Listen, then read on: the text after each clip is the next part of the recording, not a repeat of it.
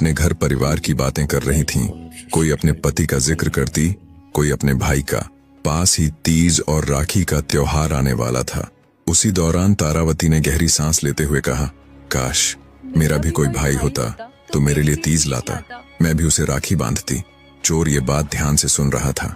उसकी नजर तारावती के चेहरे पर थी, एक भोली, निर्मल और दुख से भरी युवती। कुछ देर बाद सबने अपने अपने घड़े भरे और घरों की ओर लौट गईं। चोर धीरे धीरे तारावती के पीछे पीछे चला ताकि उसके घर का पता जान सके। जब तारा अपने आंगन में दाखिल हुई तो चोर ने उसका घर पहचान लिया और चुपचाप लौट गया। कुछ दिनों बाद वही चोर फिर उस गांव में आया। इस बार उसके हाथों में चावल, चीनी, फल, मिठाई, चूड़ियां और एक सुंदर साड़ी थी।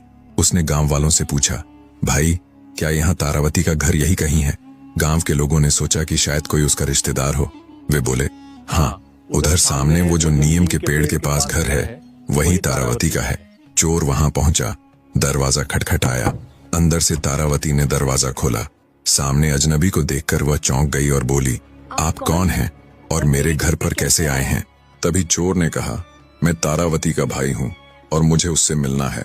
तारावती ने आश्चर्य से उसकी ओर देखा और बोली, मैं ही हूँ तारावती, लेकिन मेरा तो कोई भाई नहीं है। चोर ने तुरंत जवाब दिया, नहीं बहन, मैं ही तेरा असली भाई हूँ। जब तू 3 महीने की थी और हमारे माता पिता खेतों में काम करने गए थे, तब एक जानवर तुझे उठा ले गया था। उस समय मैं केवल 6 साल का था। हमने तुझे बहुत ढूंढा पर तू कहीं नहीं मिली।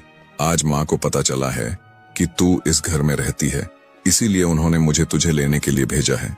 देख, माँ ने तेरे लिए क्या क्या सामान भेजा है, चावल, चीनी, फल, चूड़ियां, साड़ी और मिठाई भी। माँ की तबीयत ठीक नहीं है, वो तुझसे मिलना चाहती है।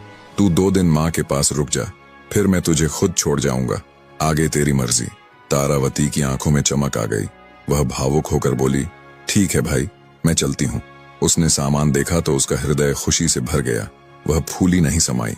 उसने पड़ोस में जाकर मिठाई और फल बांटे और गर्व से कहा, देखो मेरा भाई मेरे लिए क्या क्या लाया है। रात को तारावती ने उस चोर को अपना भाई समझकर खूब खातिरदारी की।